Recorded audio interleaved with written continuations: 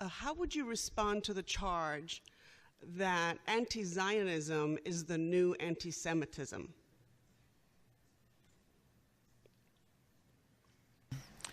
Actually, the locus classicus, the best formulation of this, was by an ambassador to the United Nations, Abba Eban, Israel's ambassador to the United Nations, in an article that he wrote about 45 years ago, which I urge you to read, which appeared in an American Jewish journal, Congress Weekly, a major journal of the more liberal wing of the American Jewish community.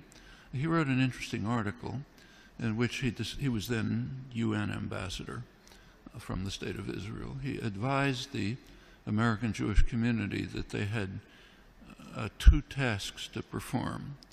One task was to show that criticism of the policy, what he called anti-Zionism, that means actually criticisms of the policy of the State of Israel, were anti-Semitism.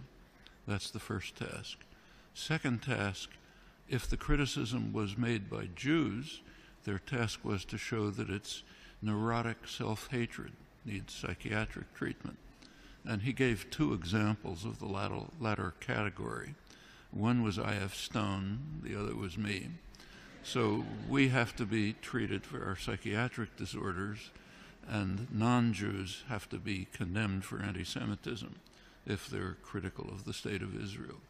It's understandable why Israeli propaganda would take this position.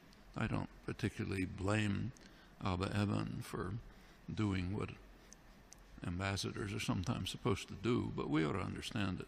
There is no sensible charge. No sensible charge. There's nothing to respond to.